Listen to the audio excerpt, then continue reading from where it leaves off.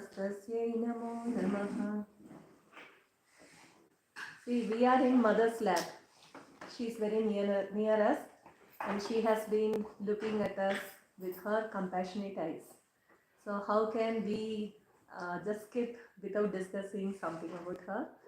And if we do, then she'll keep the key of Brahmadhyana with her. Because from tomorrow we are going to start discussing on Brahmadhyana.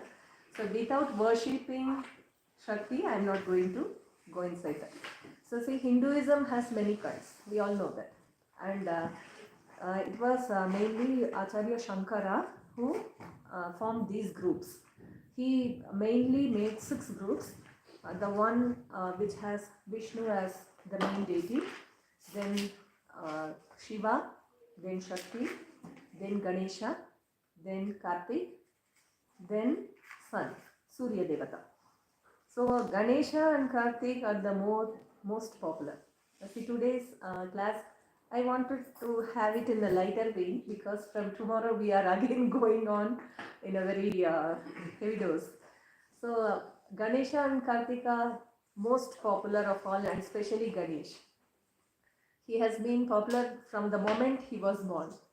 Okay, and Mother Parvati made him specially and ordered him to be his own god. He will take orders from none but the mother, and so the mother gifted him, like when the elephant head was replaced, and how annoyed she was. She said that, who will like my son? See, all the devatas are very beautiful to look at. And here there is Ganesha with an elephant face. Who is going to respect him? So then the devata said, he will get the first worship.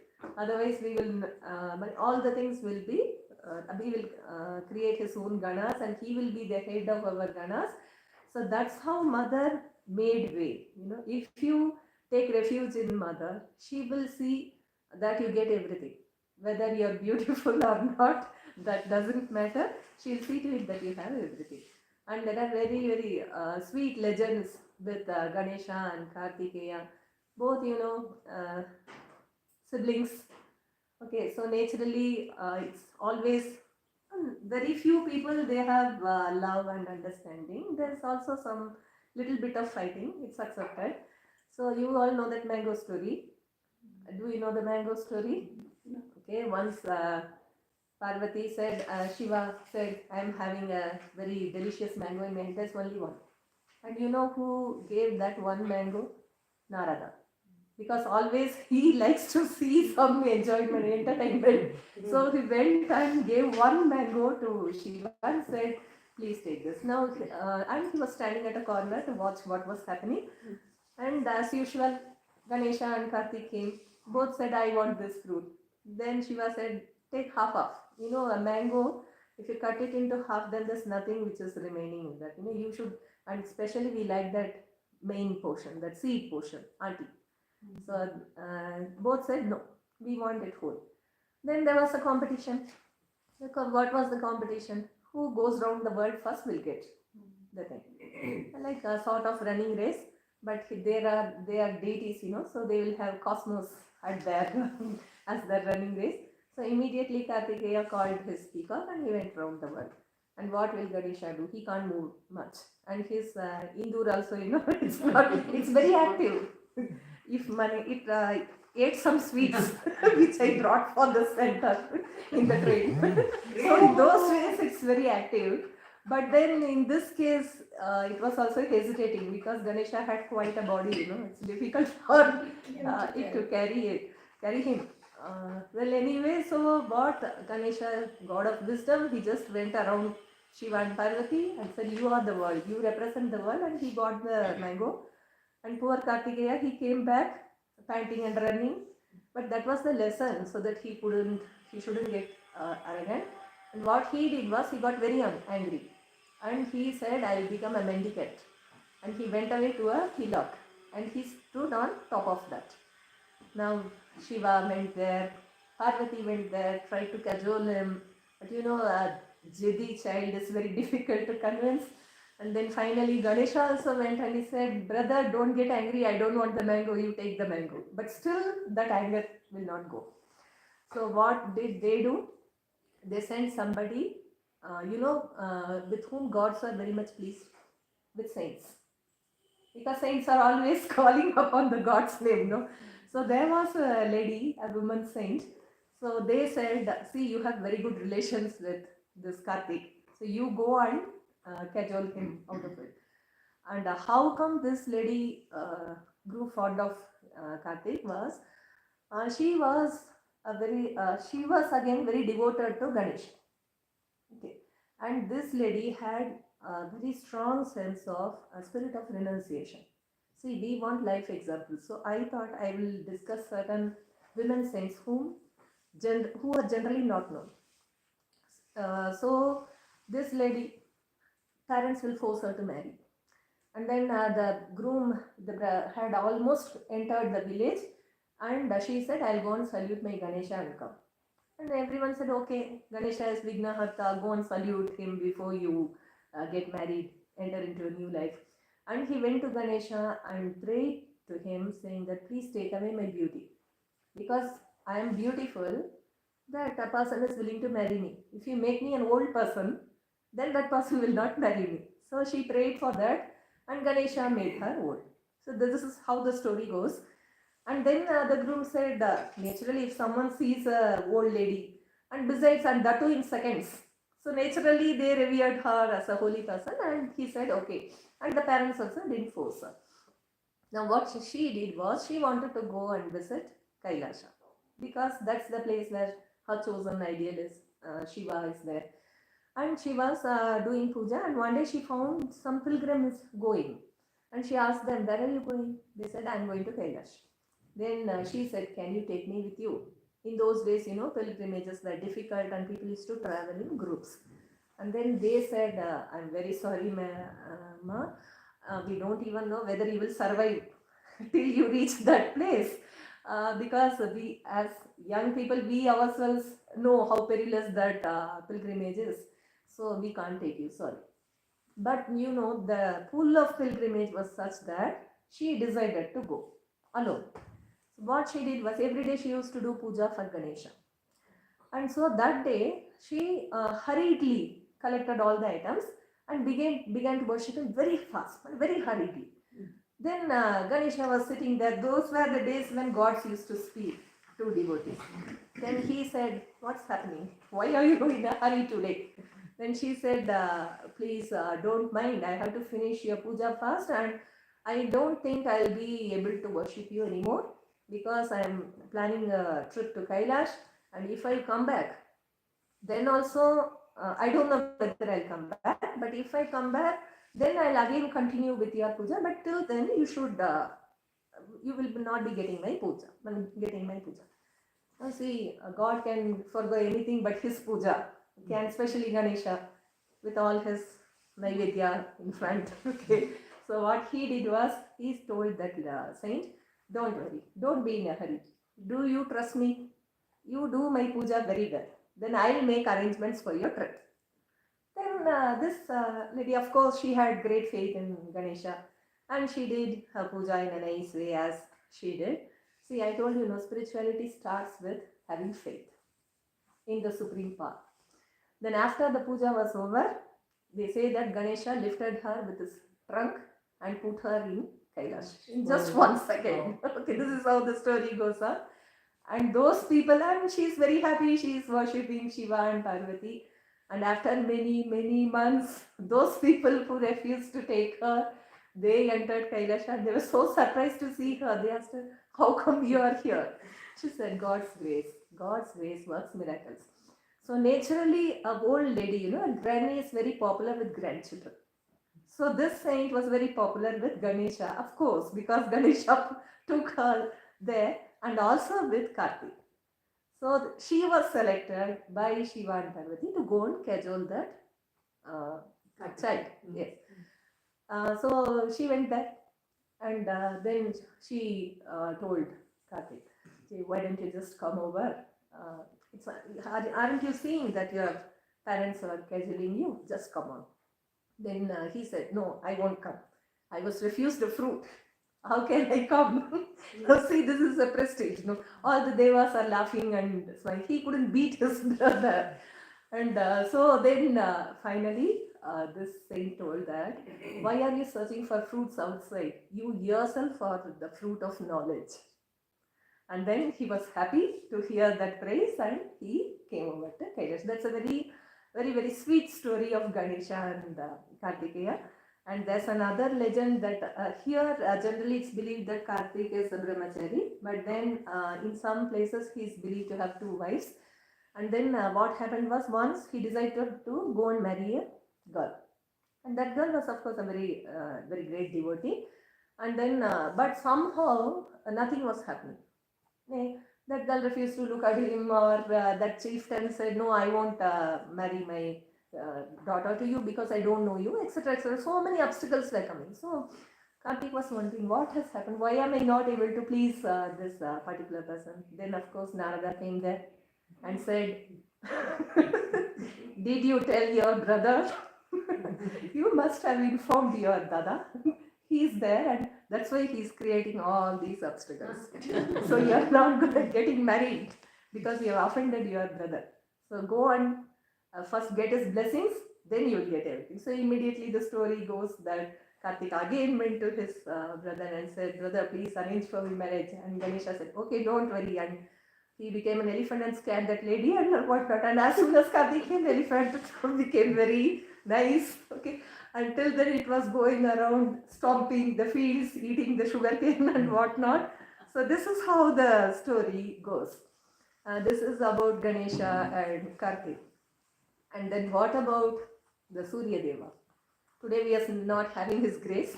He has shown his grace, enough grace, and he has gone away. So the Surya Devata is known as the Pratyaksha Devata. He is the only God who is visible. Other gods we can just feel, but it is he who can be seen also. And that's why it's my request to all of you to chant the Gayatri Mantra. Because the Gayatri Mantra is the prayer to the Supreme Spirit in the Sun, and it helps us go forward in spiritual life, and it increases our intuitive capabilities. See, mere intelligence will not help you grasp spiritual truths, because now we are traveling from the Stula to the Sukshma. That's the step we are about to take. And unless your brain is very sharp, intuitively, unless you are able to grasp subtle things, you are not going to progress in spiritual life. So that's where the upasana of Surya Devata comes. But then slowly, Surya merged in Narayana, and so now we call Surya Narayana. So these are the things which Sri Shankara did. Why? We all know that Shankara was a staunch Advaitist. But why did he advocate so many cults? That is because, number one, when an Acharya comes, he comes for both, for the intelligent and for the masses. So the masses cannot, in one moment, you cannot, as Thakur says, you cannot jump to the terrace, you have to go through the steps. So by going through these modes of devotion, slowly you will progress towards the infinite. And we will see how we are going to progress towards the infinite. And again, till you are in the Mahamaya's rule, you cannot deny her. Even Totapuri couldn't deny her. He tried to deny her.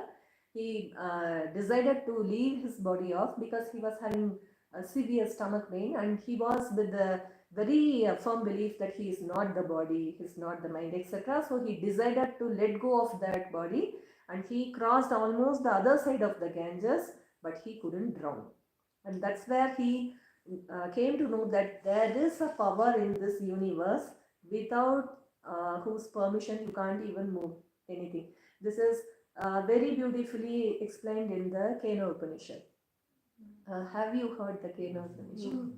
There you can see how the Devatas couldn't move a straw without the Divine Mother's will. And so what does Shankara, how come Shankara accept Shakti? That also you know. It's a very famous story. Shankara was was going to the Ganges to take a bath, and gullies in Varanasi are very, very narrow. And there a lady was sitting with a dead corpse, weeping and wailing, and the dead body was across the thing, and a dead body is not considered to be pure. Shankara was in a hurry to do his prayers, and again he didn't like all this Maya, okay, wailing and weeping and other things. He was an Advaitist. So he said, just move. Then the lady says, why don't you ask the Shava to move? And then Shankara says, how can a Shava move? Then again that lady replies, your principle is that everything moves on its own. So why can't my dead body move without power? Then Shankara had a vision that both of them were the Divine Mother and Shiva themselves. They had come to give him this instruction. Then he wrote this stava. He understood that without Divine Mother nothing can happen, and it's a very popular sloka which says Shiva Shaktya Yukto Yadi Bhavati Shaktaha Prabhavitam. Only when Shiva is joined with Shakti is he able to create this universe. Nache Devam Devo Na Khalu Kushala Spanditam Api. He can't even move if there is no Shakti joined with him. Athastvam Aradhyam Harihara Virinjadibihi Pradantum Stotum Va Kathama Krita Punyaha Prabhavati. So without doing good deeds, without having a lot of merits, or without singing your praises, none can become fit to worship you. And you are somebody who is worshipped by the three main gods, Brahma, Vishnu and Shiva. See, the concept of women empowerment is nothing new to Hinduism. From the very beginning, we believe in equality. We believe in that Ardhanarishwara form. Men and women are equal. And here in the Divine Mother's cult, we can see Mother is more superior than these gods who can create, preserve or destroy. These three people, they are worshipping the Mother's holy feet. And the next sloka says, taking only a particle from your feet. Sharan Dhuli, that's what we say. Brahma creates this world. And who is holding this world, this earth? Anantanag, Sheshanag, that's the belief. And he is holding the earth with 1,000 heads. That's how it's believed in the legend. And that is also because he took a dust from your holy feet. He took his mother's blessings. And Rudra, all are afraid of Rudra. And he takes your dust of the feet and puts it as Basma. So this is how they revere you. And see, we can even see Thakur doing Shodashi Puja to Mother and offering himself at her feet, giving her the Japamala. Ordinary human beings, it says that Hriday once thought that whatever Mama can do, I can do. So Sri Ramakrishna used to do Tantra Sadhana in the Panchagati. There is a very special seat known as Panchamundi Asana, having 5 skeletons of different animals. When even hearing the names, people will be scared. And he used to go there and in the deep of night used to do austerities. So once Hriday thought that he will also go and imitate him, and he went there without telling Sri Ramakrishna, because Sri Ramakrishna often used to warn even his relatives. He used to say, when I am doing practices, don't come. Even in Kamarpukur, he has warned his brother, don't come, because here Ganas are there, they might harm you. So they will not harm a sadhaka because he is fit enough. And what about the others? They aren't fit enough. You should become a fit person to take something. And Hriday went there and then he sat on that asana, and what happened? He started screaming, Mama go, please save me, Bacham go, etc. And again it was Sri Ramakrishna who came there, pulled him out of that seat and told him that don't try to imitate me, it's enough if you just serve me. But unfortunately he couldn't even serve Sri Ramakrishna, and that's what the Sukriti he had, that's all.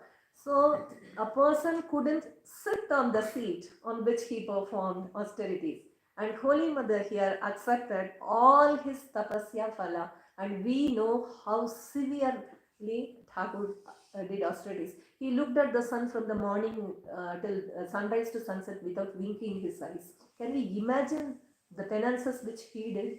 We can't imagine. Our lives are getting over with one type of sadhana. And he has done every type of sadhana. People attain success in one type of sadhana, and he is attaining success in 3 days, 3 seconds even. So these are all such a grand gesture, and just see the power of Holy Mother, how she is absorbing it, and what she is doing it, she is reflecting it as grace. When did she ever give a curse to anybody? But for that Pavlimami, and that too in the last moment when she went to extremes, when she was about to burn Holy Mother. That time she said one thing, but the very next moment she said, why am I still here in this form if I am going to give curses to people? So just look at her grace, the power that's in front of us in such a simple form. And this is a sloka which is my personal favorite. Avidyanam antastimira mihira dvipa nagari. You are the light that lights up our dark hearts. Jadanam chaitanya stabaka makaranda shruti jari. You are the honey that flows from the ignorant. See, whenever I read this sloka, I am remembering Kalidasa. A fool who will cut the branch on which he was sitting. And today he is the most revered saint. Whenever we look at the Himalayas, we are remembering the slokas which he wrote. So that's how Mother can lift somebody up. And again, Holy Mother appeared in a dream to a devotee and asked that devotee, do you want to become a Kavi? And then this person thought being a Kavi means becoming a poet. So he wasn't much inside poetry. So he was wondering, what is this strange dream which I had? Then later he came to know Kavi means someone who is a Brahmagyani. So just see, if Mother wants, she can give you Brahmagyani in 1 second. Daridranam Chintamani. She is the wish fulfilling tree.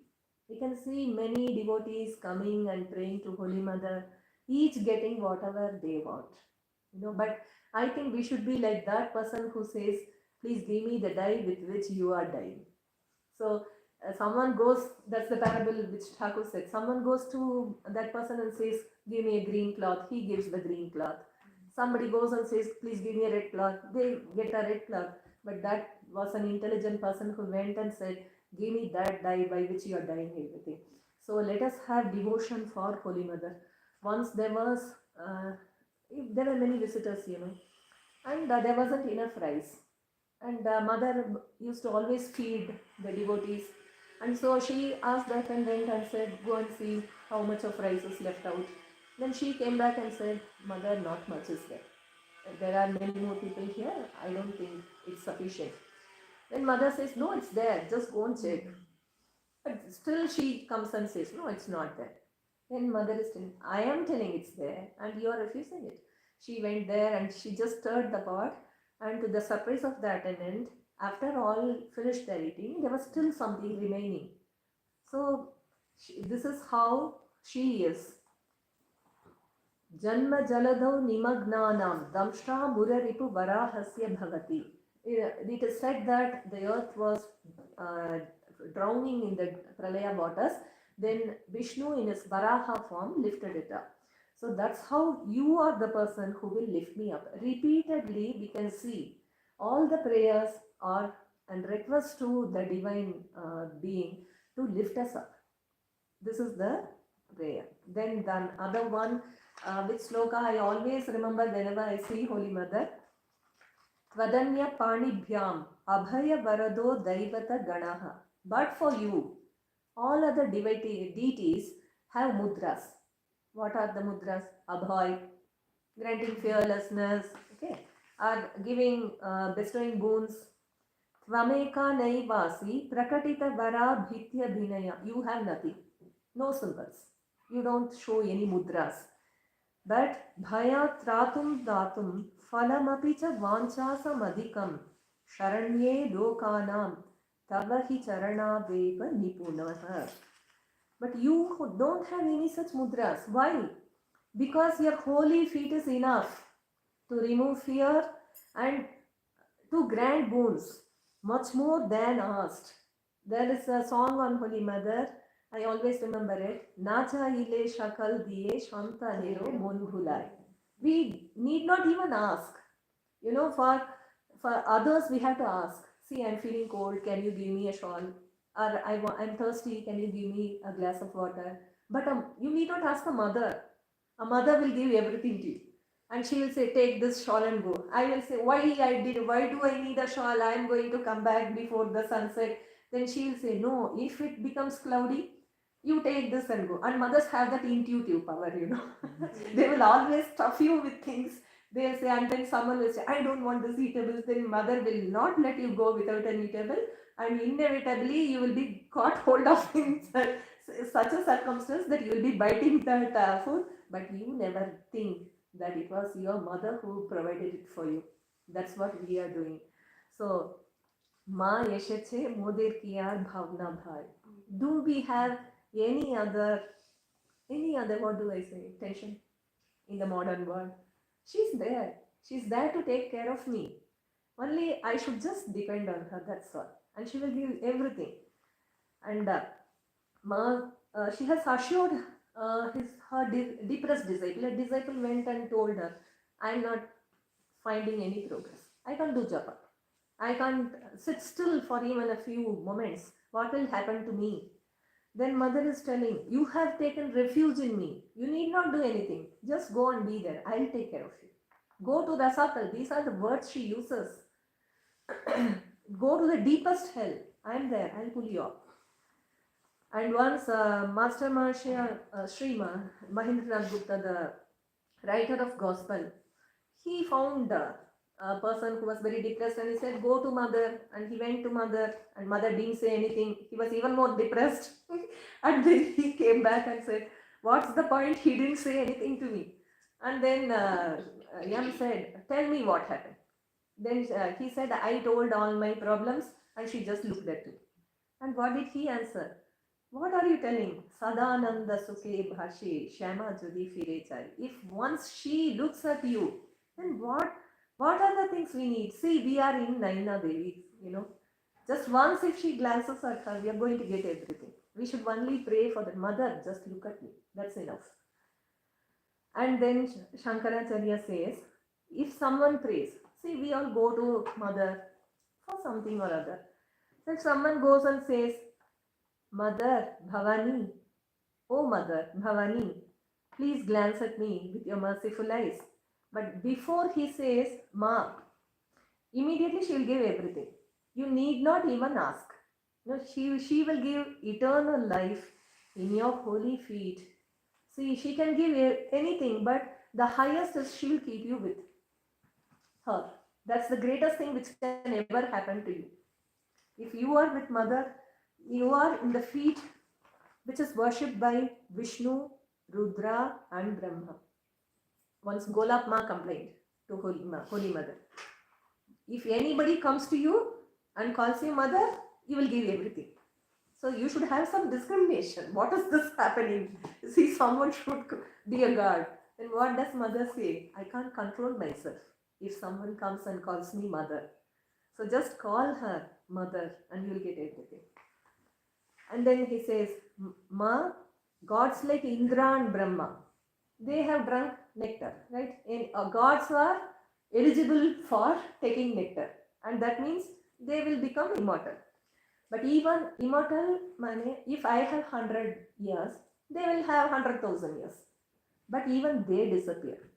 But look how wonderful it is. Your husband, Shambhu, he drank the halahala, but still he is hale and healthy. Why? Because of you. Because of the greatness of your ear studs. Now, when this ear stud comes, I am reminded of another saint. He was a very great devotee of the Divine Mother, and he used to be standing and looking at her for hours. So naturally, the others branded him as a Pagla, and they never respected him. But this saint also, he isn't bothered. He is bothered with mother, and so he is very happy. And one day the king came, and the king asked him, "What's tomorrow's tithi?" And this a devotee was looking at the mother's face. You see, Golatma once said, can a human being's face be like this? You know that a devotee going and trying to identify Holy Mother and another person. But Golatma had a very, what do you say, great personality, a commanding personality. So naturally, that devotee, that disciple, she wasn't yet a disciple. She had heard about Holy Mother and she had come to salute her. And then she was asked to choose who is Holy Mother. Mother also liked to make fun, So she said, look at her, she is Holy Mother. Then Golatma says, can't you identify a goddess face from a human face? So see, this person was looking at mother's face and he said, tomorrow is Purnima, but it was Amavasya. And there are two things. One says that the king got very annoyed and he knew that yes, this one is a madman and there's no right for him to stay. Or another thing says that the saint felt so bad that I have had a lie. And then what he did was he dug a pit and inside that he had a fire burning and he sat on top, which was suspended, a seat suspended by 100 ropes. And he composed a song in praise of the Divine Mother and he cut one rope. Like it was his belief that if Mother didn't make the moon shine, then he will be immolated in that fire. It was self-immolation and some says the king gave this punishment. And then one song he is singing and cutting on one rope and a big crowd gathered there because this is such an incident. The saint has vowed something which is very, which cannot happen. And when he sang the 72nd song, he said, your face is like the rising sun. Then it is said that the goddess removed her ear stud and she threw it in the sky and it was shining like the full moon. And everyone were amazed. And then the goddess also said, complete your songs because I love to hear your songs. That's what she loves to, when we call her as mother. She loves it. But Thakur has made a different comment. She'll get tired of it, but no. Mother loves it, loves to hear it. Can you please switch on this light? And then Shankara says, your right eye is like the sun that makes the day. See, this is how slowly a devotee is taken from the personal level to the cosmic level. From the finite to the infinite. This is how a devotee is made to progress. Your right eye is the sun that makes the day. Your left eye is like the moon that makes the night. And your third eye, if it's a belief that if she opens it fully, we are going to be burnt into ashes, but it's slightly open. So that makes the dawn and dusk. And then he says your three eyes are having three colors. What are those colors? Sattva, Raja and Tamas. Do you remember that? And these colors, why are you having that in your eyes? Because at the end of Pralaya, you will give chuti to these Brahma, Vishnu and Maheshwar and you will create them again. So that's why you are having it. She has the power of appointing people and dismissing them. A very great CEO. And then he says, that's why Sri Ramakrishna warned Hriday. See, you can insult me. But if you annoy that power which is within her, then even Brahma, Vishnu and Maheshwara cannot save you. But Hriday didn't heed it and you know what happened to it. And we can also remember that incident of that crow harassing Sita. Even then Rama took a straw and he was sitting on that mat, Kushasan, and he took a straw and put it on that crow and it went everywhere and then nobody could save that crow. Nobody, even his father, Indra said, I can't save you from Rama. And then Rama said, if only she forgives you, I will leave you. Otherwise, no. So see, mother, she again forgives. It's the mother who will forgive her children. That's why Holy Mother says, if my child is wallowing in dust, it's my duty to take him up, clean him up and take him in my lap. So let us depend upon that grace. And then there's a very beautiful simile. Once Saraswati was playing Veena. She plays Veena, to entertain mother. Okay, and then what was she playing? She was playing the greatness of Shiva. And when mother heard it, she was really happy. You see, even Holy Mother, Ramakrishna Vivekananda, Tannama Shravana Priya, Tad Bhava Ranjita Karam. So this is how the Divine Mother is one with Shiva. We saw how she is the Ardhanarishwara. And then she said, very good, very good. She appreciated it. And as soon as Saraswati heard those words, praising words, she immediately stopped playing the veena and covered it up. Why? Because her melody was nothing compared with the melodious voice of the Divine Mother. Once mother's attendant says that in Jairambati, mother was sweeping the floor. Then someone from the outside, some beggar, maybe he was crying out for alms. Mother, can you give me some biksha? Then with a very, very sweet voice, mother answered, I can't complete my work even with 1,000 alms. Then the attendant just turned around, and then mother just said, oh, what am I saying? And that is her nature.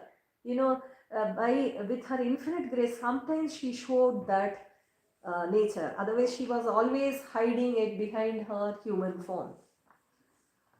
And this Brahma, of all the three Devatas, Brahma is a bit afraid. Why was he afraid? Because Shiva plucked out his head. You know that story maybe, and if you don't know, please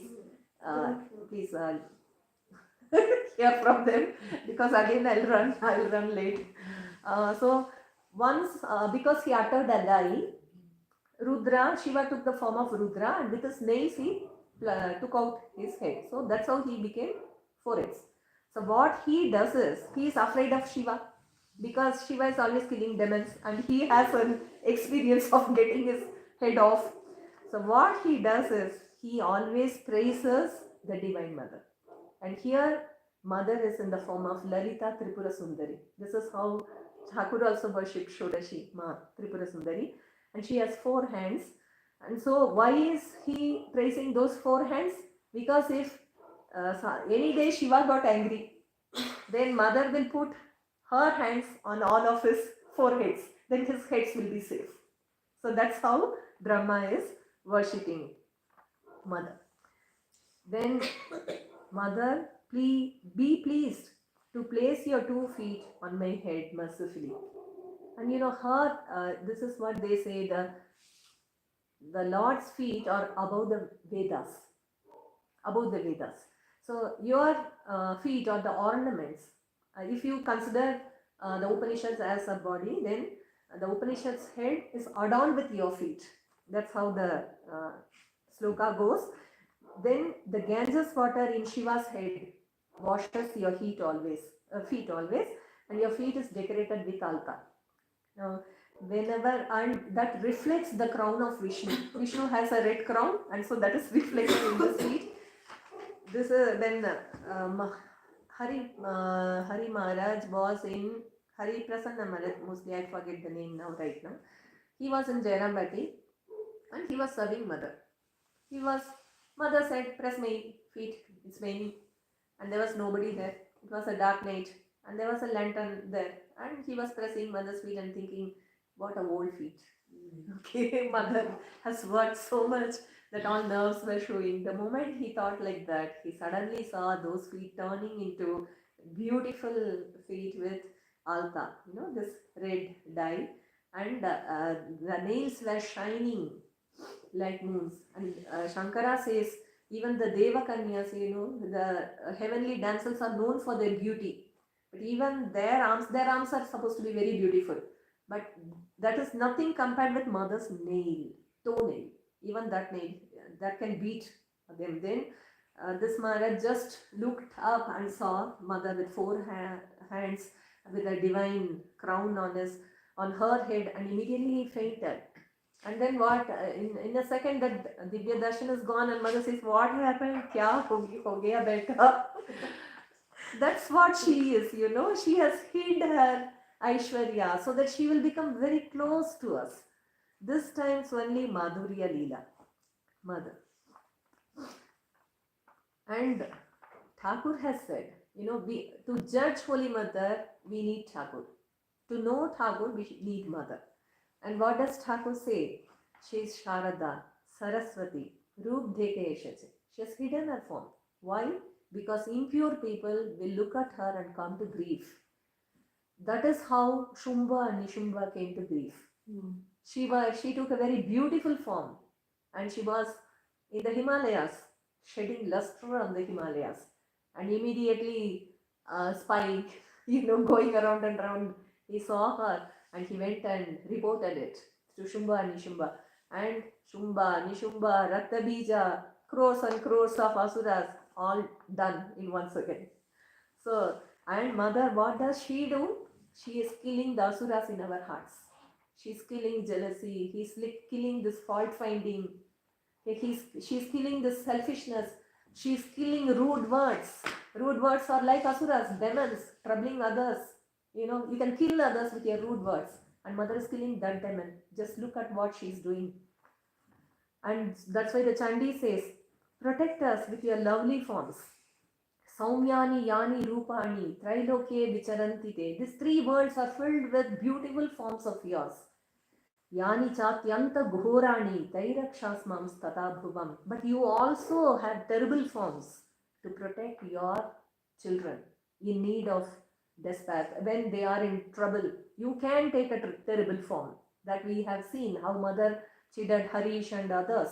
So this is how she has stunned others by her look, her very look. Nobody could move without her will. These are explained in that Chandra Mohan's life. So, and again, she is Sharada Saraswati, that beautiful form. Once mother was sitting in the ghats of Ganga and she was meditating on her own, maybe who knows on whom she was meditating, to which heights she was soaring upon. And the disciple was very, very low. Ganga Ghat is quite a lot of steps. You have to climb down a lot of steps to reach the river, especially in summer season. And then a devotee was there. And West Bengal is very famous for mother worship. And Chandi is very famous there. So he was chanting the Chandi, Stava from the Chandi, and he said, Saumya, Saumya Tara Shesha, Saumya Vyastvati Sundari. There is a line which says, you are beautiful, the most beautiful. Suppose you collect all the beautiful items in this universe, still you will be more beautiful. When he said this, he glanced upon Holy Mother and he found the mother who was in dhyana just lifting up her hands and blessing him. So that is what our Holy Mother is, and that's why Thakur worshipped her as Shodashi, and the comment he made was the Shodashi's beauty was as though flowing like molten gold. If there is beauty, and if it can be liquefied, and if it is coming out in torrents out of a person, a fountain, that's what Holy Mother was. And there is a word that says she is mother, divine mother is Hara Manorama. She's one who has bewitched the Lord Shiva. And how did Holy Mother bewitch Sri Ramakrishna? Not by her external beauty. Thakur asked her, have you come to drag me down? And what's the answer she said? I have come to assist you. And by her devotion, by her service, by her purity, she has impressed Sri Ramakrishna. And then to such an extent that he says to his devotees, Mahabhagavati, Oki Jeshe, is she of the common run? She is my Shakti. So what a certificate to get from the renunciate avatar. So Sri Ramakrishna has left Holy Mother behind to manifest that divine motherhood in this world. So there's no dramatic incident in her life, nothing at all.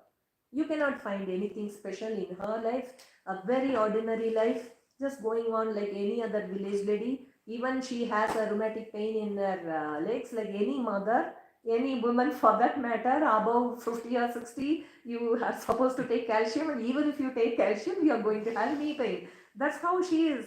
And that's why Raja Maharaj says how ordinary and easy she appears. But if you read her life, you are fascinated. You don't know how and when you come to like her. She's just an ordinary person, but one fine day you find that you can't live without her. And Sharat Maharaj says, I haven't seen such attachment.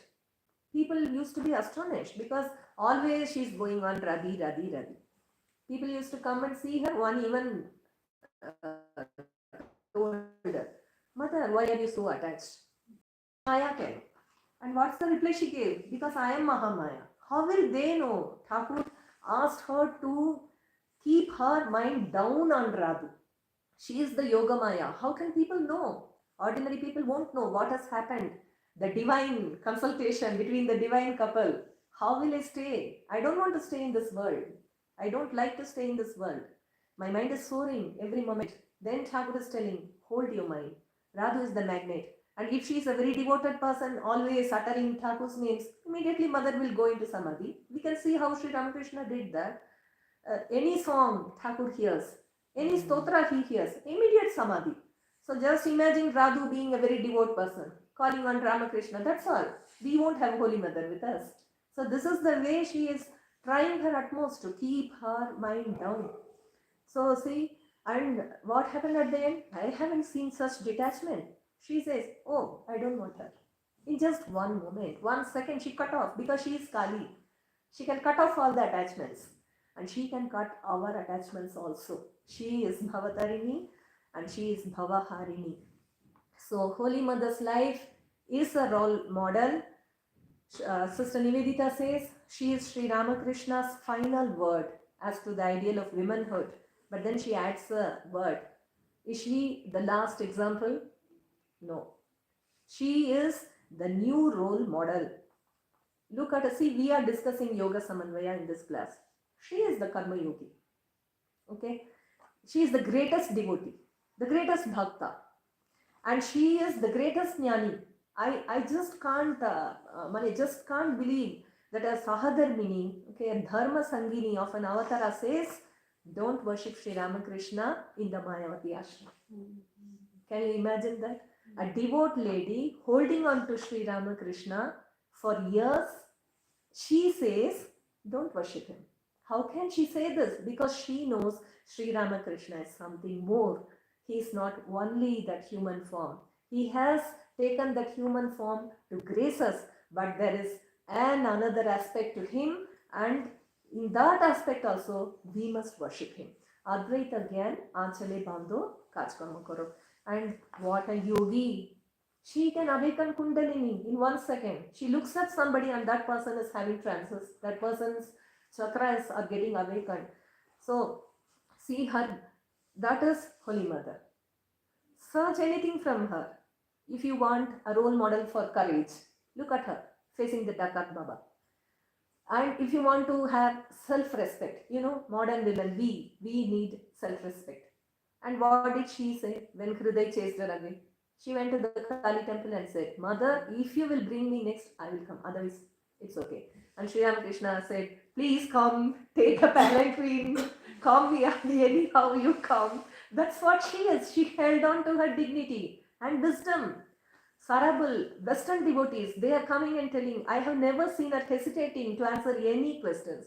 They are asking such abstruse questions. Just read the Gospel of Holy Mother. Everything she has an immediate answer, and an open-minded person who can embrace anybody and everybody. There's nothing no in her heart. There's no reservation in her heart. Her heart is for everyone. She accepts everyone. So let modern or traditional people test her. She will reflect everybody's ideas. Everyone will be satisfied if they go to her, and they will see that they can progress a lot, they can learn a lot from her. But for her, we cannot understand Sri Ramakrishna. It's only through her we will understand Sri Ramakrishna. So that's why Swamiji, when that Akshay Kumar wrote the Ramakrishna Punti, that was the first life which was written on Sri Ramakrishna, he read that, he was very happy, but he said, it's not enough to write only about Shiva. Without Shakti, Shiva Puja is incomplete. So write something on Holy Mother. And then Akshay wrote a para, 1 or 2 stanzas Matristuti in Bengali for Holy Mother. So why should we accept this avatara? Isn't it enough? Why should Bhakti Yoga be there? Why can't we have seen that we have been an intellectual society. We have been discussing Jnana Yoga for ages. So what is the reason for popularizing Bhakti Yoga? Why should I accept it as a way of sadhana? Let me tell you the answers. Number one, Ishvara has Maya under his control and Jiva is under Maya's control. Thakur says it's like the Lord is playing here. He is, that hide and seek. Nowadays people are only playing mobile games, but we used to play these games. We used to tie a handkerchief and then we used to just stretch our hands to see whom we can touch. So, and Thakur says, an avatara, whenever he wants, he can just open that kerchief and he can go off. And is bolted with nuts. That's what he says, tightened and bolted with nuts. Bolt. Okay, then second, Ishvara is responsible for the creation, sustenance and dissolution of the universe. And what happens to Jiva? He forgot his real nature and he is undergoing pain and pleasure in this world. Even the avatara appears to have pleasure and pain. Sri Rama was crying for Sita. That's what Thakur says. Panchabhuter Fande Pode Brahmo Kandi. Maybe I'm this way or that way, not the exact sentence. But this is what happens. But that is Leela, and for us it has become a reality. This drama has become a reality to us. And thirdly, Ishvara freely moves about in his creation. We will be reading this as a spider moves in his web. He has full freedom to go wherever he wants, to any corner, be anywhere he wants. But of course, Thakur has said he has one reception, and that is the devotee's heart. You can always find the Lord in your heart. Don't go to search for him here and there. He's there. He's very near you. He's the Antaryami. Just look inside. And what about us, the Jiva, trapped in the world like a silkworm in its cocoon? So that's the sadhana, to be there, to try to break that cocoon and come out as a butterfly. That's our sadhana. That's why Thakur said to Swamiji, he who was Rama, he who was Krishna is now Ramakrishna, but not from a Vedantic sense. So if we should study the lives of the avatars from a Vedantic sense, again Thakur shows us the way. I am the whole through which you can see the Ananta. You can get a glimpse of the meadow. That's what he told Master Marshall. So why should we know of this impersonal Brahman aspect behind an avatara, especially Thakur? Why can't we consider him as a human being? That's the point of objection which the doctors had when they came to treat Sri Ramakrishna. That Mahendralal Sarkar said, you are spoiling a good man. This one is a holy person, simple, sweet, Saral Manush, and you all are the culprits. You are declaring him as an avatara, and he is also thinking in that way. So why are you doing this? And then, because when an avatara comes, he's hiding, right? He's hiding. Why? Otherwise, the Leela will stop immediately and people will start revering him. See, Sri Ramakrishna says when he was in the Kashipur, he was very ill. There was no muscle in his body, had become skeleton-like. And he says that whoever will see me in this form will get liberated. This is the word. Generally, what will we believe? If there is a person who is looking good, okay. Generally, we don't like to visit people in their sick bed. Why to irritate them? And that sick person can't even look at you, can't even talk to you, But maybe to give some consolation, we might go. But this is what Sri Ramakrishna says. Any ill person, you go and visit him. Can he liberate you? But Sri Ramakrishna says these words. Why? Because let us not misunderstand the avatar, lest we mistake him as one among ourselves. So we should read the hints, know the background. That's why we should. And how will we know the background? Again, the Shastras will help us. What do the Shastras say? Purusha ye vedagum sarvam. Yad bhutam yascha bhavyam padosya vishwa bhutani tripadasya divi tripadudva uday purushaha padosyeha bhavat punaha. That's what the scriptures say. By a mere part of His glory, all these worlds have been created. So, to know of His vastness, His greatness, we should remember that there is an infinite aspect behind the finite form which an avatara takes.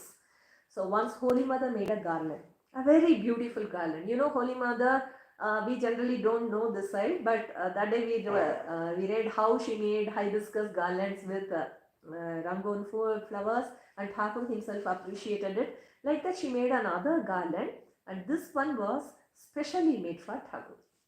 And she took that garland and offered it to him. And what did he say? You are giving me this mala, Jagat Chandra Har Podich. I am wearing the universe. The Chandra. Chandra, why did he say Chandra? Chandra is luminous, charming, attractive. I'm wearing them. Look at the universe and see the beauty of him. This is his Virat form. And people, Holy Mother, people thought of him as mad, right? And what did Thakur answer?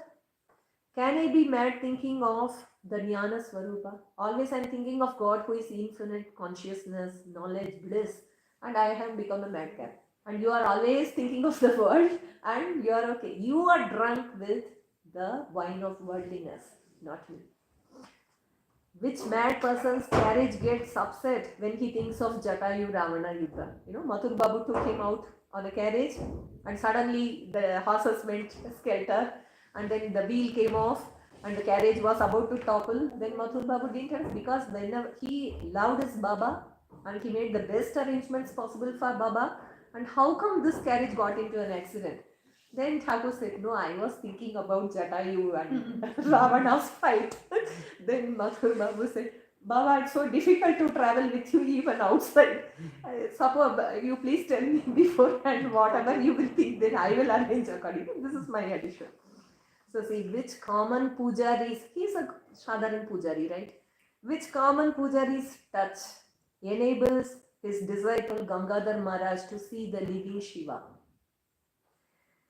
And Narendra, the entire world is Brahman. Can an ordinary pujari do this?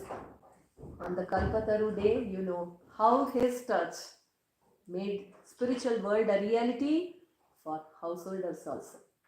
Whatever names I mentioned, they are renunciates, highly progressed in sadhana. And what about on Kalpataru day? He only asked Girish, how do you look upon me? And what did he answer? How can I describe him whom Vyasa and Valmiki couldn't describe? That's what he said, Chaitanya Hook. So see, again I will conclude with Mahima, the great Mahima. He came once to Thakur and said, yes, by doing sadhana, you can reach to great heights. Like I can also become like you if I do sadhana. Then the master said, you say that by sadhana alone can one attain any state. But it is not so. There is something special here. And then he says, Sachidananda came to me. And he showed that there was a tank full of water, but it was filled with some, water beads like that. When the wind came, it moved a bit, but again it was covered. Like that, Brahman is always there. The avatara is there in front of you, but Maya covers it up. One can only have a glimpse. So we must depend on that grace which is always showering, especially when Sri Ramakrishna, Holy Mother, they have come to give grace to us. So what we should do is accept that grace which is coming. Thakur says, Pal Kuleda, open the seal. Just work a bit. She's saying that Mother says, now Malayer Hava Boiche. It's believed that like our Dakshini Hava, when it comes, it's very pleasant. Uttare Hava, it's very cold, northern winds like that. There is a special wind, the Malaya wind. It will turn all the trees into sandal. But those who are not, there are some trees which refuse to be turned into sandalwood. So we are the Blessed Lord. We have come to Holy Mother and Thakur. Let us try to imbibe their grace, utilize these uh, blessing which we have got, and try to go forward. That is the grace of an avatara, and that is the infinite thing which is behind him. And there my class ends, but I just wanted to tell 2-3 instances of women devotees. Just 5 more minutes. One, why should we know about these women devotees? Just because they were women. Because as women, we should try to get inspiration from them and just see to what levels of devotion they have gone. Mirabai, we know. And there was a devotee known as a devotee in South. Let's forget the names because a saint is a saint. What happens if you say a name? She lost her parents. They were both, she and her brother were there, born in a very devout family. But unfortunately, her father passed away, then the mother passed away, and she was betrothed to someone, and that person also passed away. Now, those days, she didn't want to live anymore. And she said that I will also go away. And now this brother, he started crying out and said, "Sister, don't leave me, because where will I go if you go away?" And then she said, "Okay, I'll take care of you." And then she was taking care of this brother, but unfortunately, he didn't follow the religion and he went in a wrong way. He believed in some other sect which wasn't up to the mark. And see, there are many sects. That's why I told you in the beginning. There are many sects which will allure you away from the truth. So it's very necessary to identify the right cult and devote my time and energy in it. Otherwise, I'm going to be cheated left and right. So use your rationality first. So she didn't like that brother going in that path. But in spite of her advices, he didn't listen to it. Then after some time, what happened was he got a stomach pain.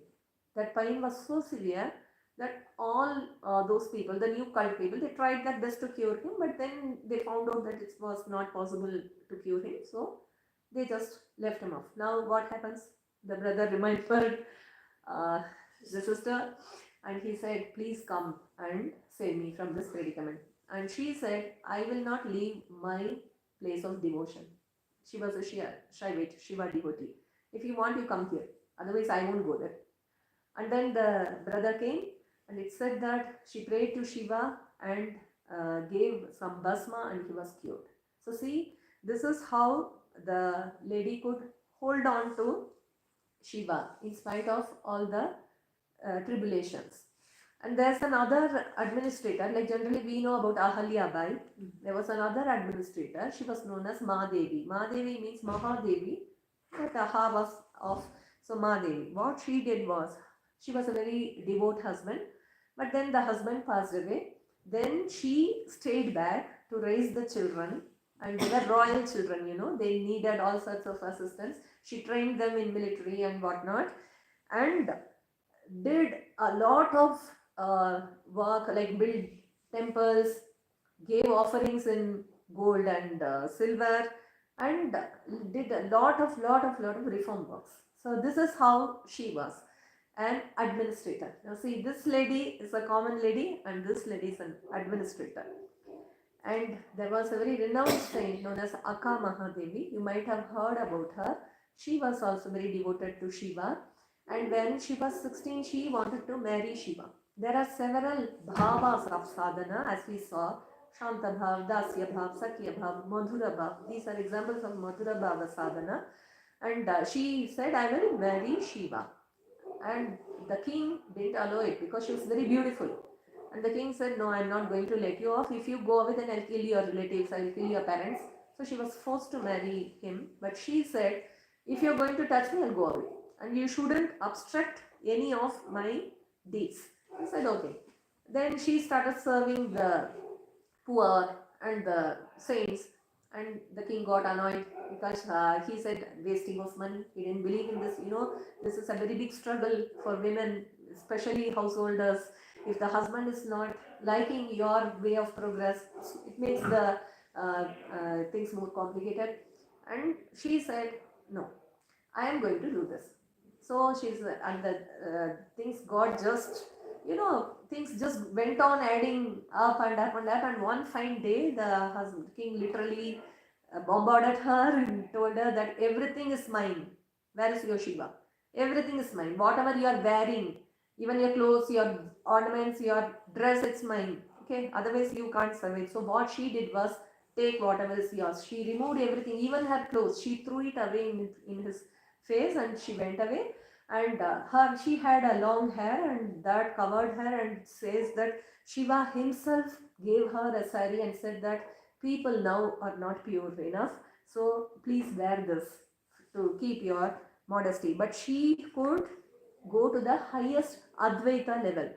And what she said is, like treasure hidden in ground, like flavor in fruit, like gold in rock, and oil in seed, the absolute is hidden in the heart. So this is the Vachana of Akka Mahadevi. And like peacock that dances on hill, like the swan that splashes around the lake, like the cuckoo that sings when mango trees come to bloom, that is the spring, when the spring comes, like the bee which enjoys only the fragrant flower, I will enjoy only my Lord Shiva. And I will close with the advice which Meera got. Meera Bai was a queen. She had everything she wanted from when she was a child, but unfortunately he got into the worst place ever possible, her in-laws, and they tortured her and tormented her. And a saint doesn't bother about things which come on her, as long as it doesn't take away the main force, life force. Her life was Krishna, and if she couldn't call upon Krishna, she will not be there. And things were such that circumstances were such that she couldn't call upon Krishna. So she wanted to take the advice of Tulsidas, and Tulsidas gave her an advice. Abandon those who can't understand you, even though they are your dearest relatives. For Prahlada abandoned his father, Vibhishana abandoned his brother Ravana, Bharata abandoned his mother, Bali his guru, the Gopikas their husbands, and their lives were all the happier by doing so. Okay, if we think that if we leave these people, my life will not be happy. No, it's exactly the opposite way. Trust God and see what happens. The relation with God and the love of God are the only elements that are true and eternal. All other relationships are unreal and temporary. And this was the advice given to Meera, and she left everything, and we know what happened to Meera. So this is my request to you all. Like, see, there have been women saints. I have just mentioned a few. There are so many women saints, and they have set an inspiration for us, showed that it is possible to lead a life of dedication, a life of love, a life of surrender to the divine being, and he does take care of us. So spirituality is not only for men, it is also for women, and women are more, what do I say, more, they deserve more. Women deserve spirituality more. So again, with prayers to the Divine Holy Mother, I will stop here.